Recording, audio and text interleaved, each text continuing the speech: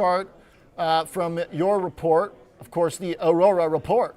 And it looks like you've got a similar kind of range that we've been monitoring here. You've got it in the SPYs here, so just take it as a multiple for those following along.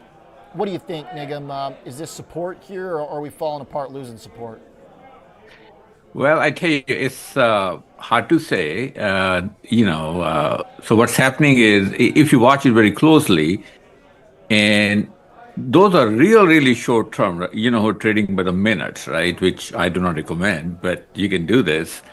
So, there was a tweet by Energy Secretary that U.S. had escorted a tanker through Strait of Hormuz. Oil went down. Market was doing good. In the morning, there were rumors that U.S. was doing that, and the market starts going higher. Then, of course, it turns out, now that tweet is deleted. The rumor was false.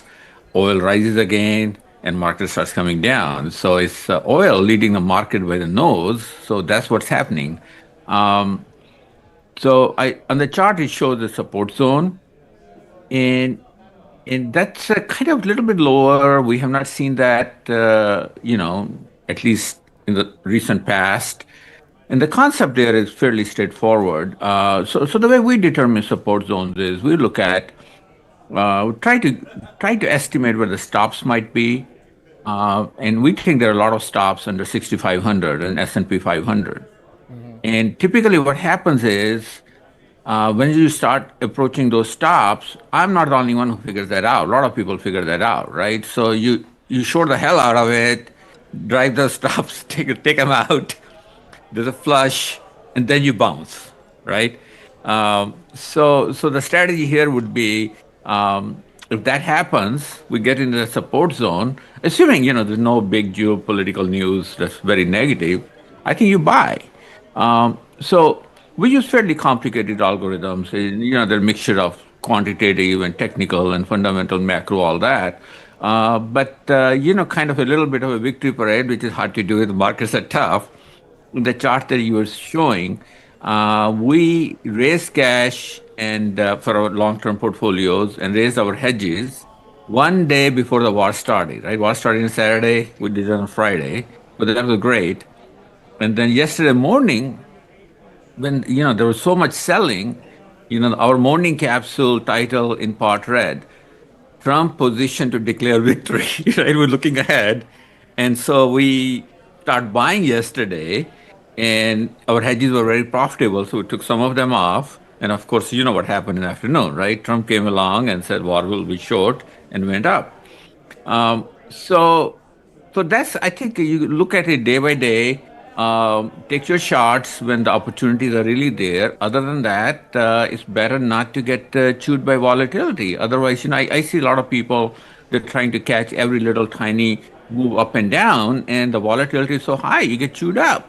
Unless you're not doing a risk control, right? I mean, if you're doing a risk control and you got the stops, you're going to lose money. You're going to be chewed up.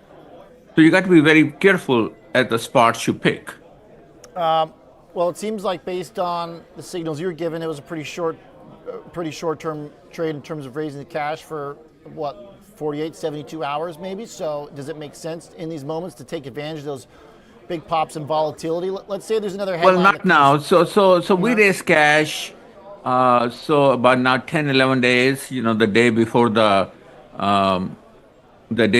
war started. And yesterday we anticipated that Trump is going to come out, and we didn't know he was going to come out yesterday afternoon or this week. So we did buy things yesterday, but then it ran up again. We're still holding. We have not sold them yet. But if the market fails here, the things we bought yesterday, we may want to get out of those. But chances are we're going to hold on to them right now. Okay, so you're still erring on the side of generally positive. Yes, market definitely. is holding on to 68.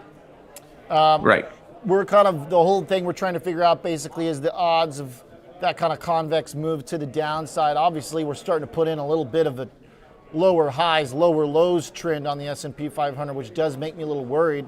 But we can't seem to stay below 6,800 for any longer than we can stay above it. So it's like there's a real pin there, Nigam. And I wonder if we go hypothetical here, because I know you scan a lot of stocks. You've got favorite themes and sectors.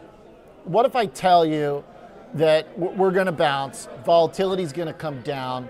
What's on your list for stocks, for themes, for sectors that you would like? Is there anything that you're just waiting for the coast to clear so that you can have it for a rip? Sure, sure.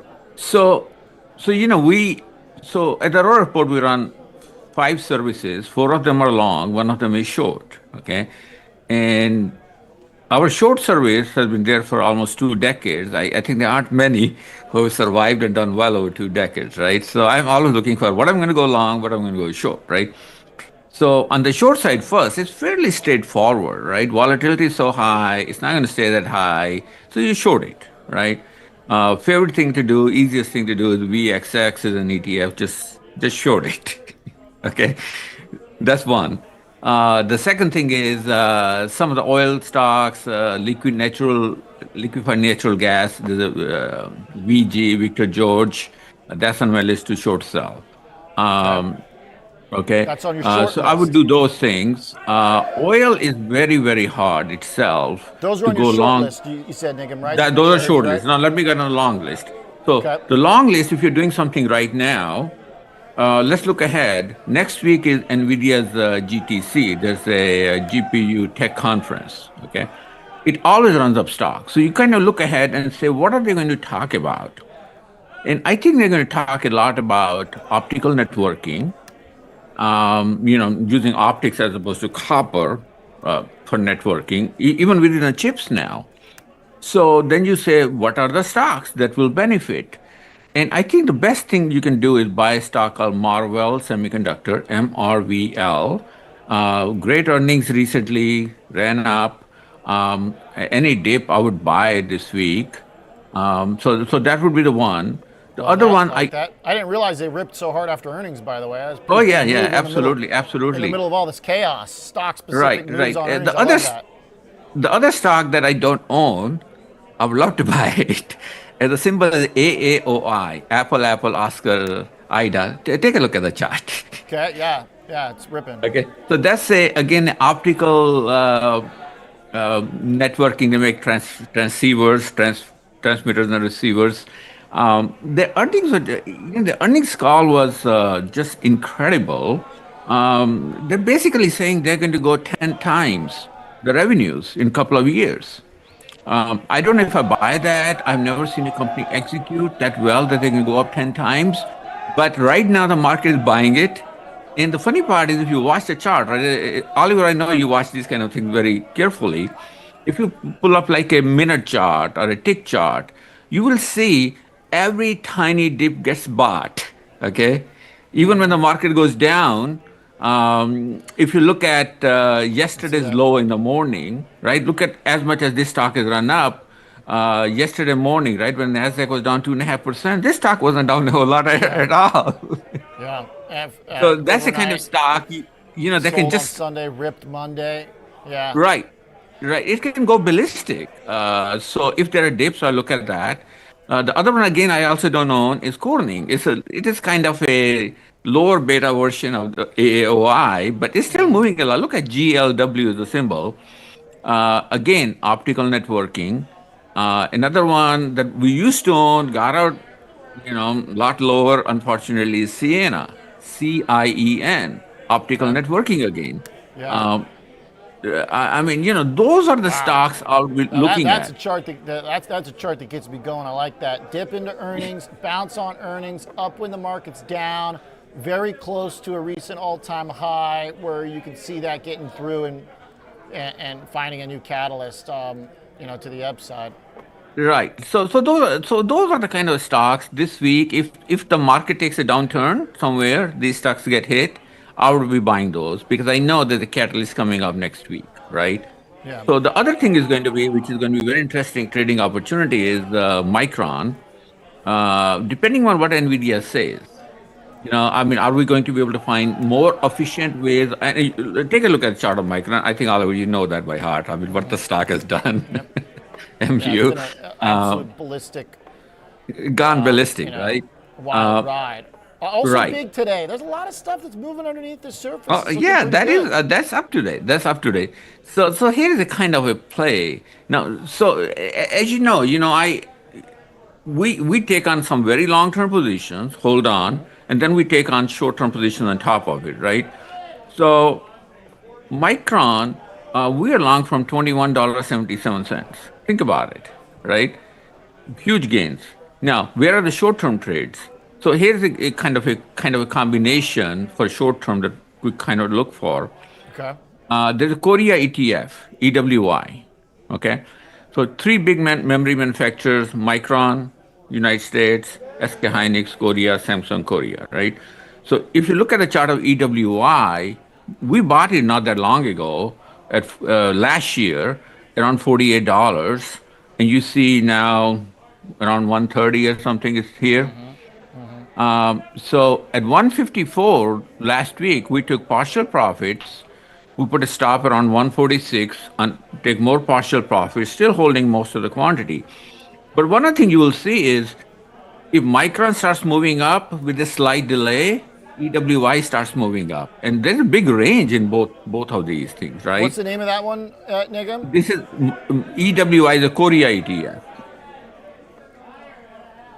I got EWI. I got a No, I wanna double check ticker. EWI. I got the BlackRock ETF for that one. No. Edward William Yellow. Oh, why? Got you. There it is. EWI. Right? Do you see that? Yep, So yep. right at 154, right? I can't read your screen, so I don't know if you got the right one. Yeah, But we're at 130 right now. 154 was the yeah, high. you got the right one. So right at the top, 154, we took partial profits. We're holding long from 48. But here's the kind of trade that if Micron starts moving up, you will find with a tiny bit of delay, EWI starts moving up.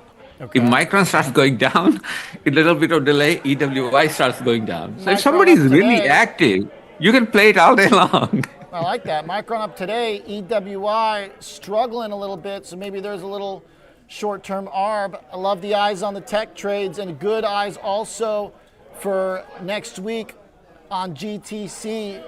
Could be an interesting event to get us back on track with the tech bullish themes.